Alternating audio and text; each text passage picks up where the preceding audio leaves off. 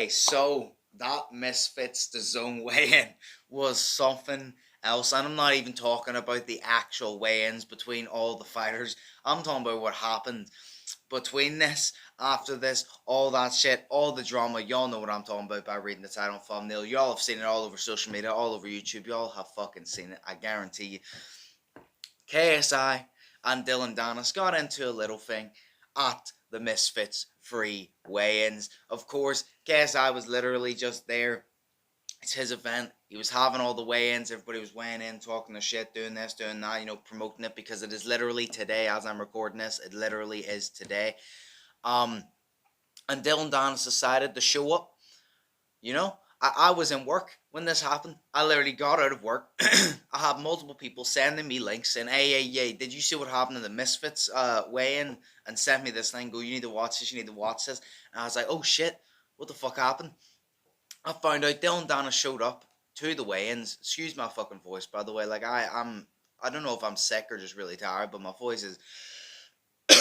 yeah. Anyway, Dillion Danis showed up to the weigh-ins. KSI was being interviewed.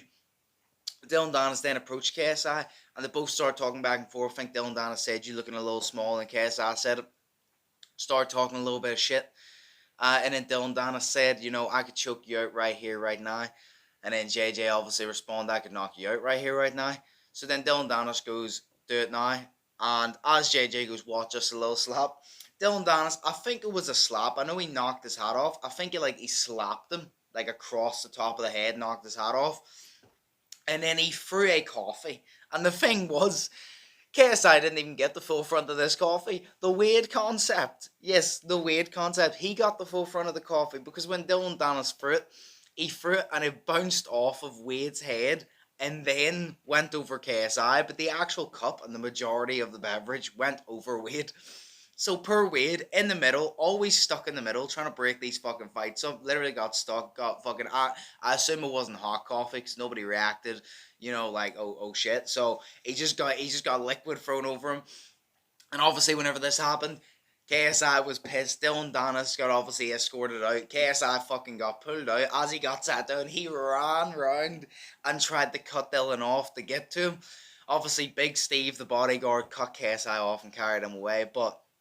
this literally all happened at the weigh-in. Obviously, Dillion Danis, KSI. You know what? We're going to find out who KSI's opponent is in January. I assume the contracts are signed. And it's already set. And I agree with everybody. Everybody's saying, well, do you know what? If it ain't Dillion Danis, it's got to be now. Logan Paul was supposed to fight Dillion Danis on the January card. Obviously, Logan Paul has had to pull out because he's torn his ACL, MCL, and his meniscus from his WWE match. So he cannot fight. I can't remember who KSI was supposed to fight, but basically, if KSI were to fight Dillion Danis, I feel like we'd all like that a little bit more. I don't know if any of y'all like Dillion Danis. I don't. He's just annoying. He's just annoying. But if it ain't Dillion Danis he's facing in January, I think it has to be now. He has to be to the other guy. Do you know what? I'll put you on the back burner. I'll fight you after January, but Dillion Danis got to get it in January. That's what I want to see. But the chaos didn't even end there. Whenever this happened, Dillion Danis got escorted outside, and then he basically went into the parking lot. He literally just came in to do that. And then Anthony Taylor, who was at the event, who I don't believe is fighting on the event, he was just told by KSI's manager, be there in case someone pulls out. Anthony Taylor then goes out. And you know what? I didn't mind Anthony Taylor before, there was nothing big about him. I just thought, he's funny, he builds his fights, it's cool. I have so much respect for him now because he went out and he started saying to Dillion Danis, hey, how you going to come up and you going to put your hands on somebody like that? And he was basically sticking up for KSI and said, I'm an MMA guy, why don't you do it to me? Basically saying, you're trying to do that to a YouTuber, trying to act the hard ass, do it to me, an MMA guy. We're on the same level, we're both MMA guys, do it to me. So then he continued to walk down Dillion Danis, and you know what? I love how whenever the playing field was even, that it's MMA guy versus MMA guy in a street fight. Then Dillion Danis wanted none of the smoke. And Anthony Taylor was persistent. Kept pushing it. Shoved Dillion Danis. It kept going. Then he finally got around his friends. And whoosh! He swung a big one and he caught Dillion Danis. And of course he didn't connect clean with Dillion Danis, but he caught him nonetheless. and the whole fight had to break out. Then Dylan Danis' team started the fight. AT's team started the fight, and a whole fucking massacre broke out. And then obviously they got separated. Anthony Taylor was still trying to go after Dylan Danis. Dylan Danis got escorted away, got in a van, drove away, and all that. But hey, you know, I gotta respect Anthony Taylor. He decided, you know what? You're trying to pick on a YouTuber who does boxing, who doesn't street fight. Pick on someone who streets fight. Like, make the fighting ground fair, and let's do it. And Dylan Danis wanted none of it. Because, you know, a lot of people troll Anthony Taylor about his boxing skills, but he's an MMA fighter first. You know what I mean? So you may think, oh, he's not the best in the ring, but when it comes to the street, I don't think you want none of that.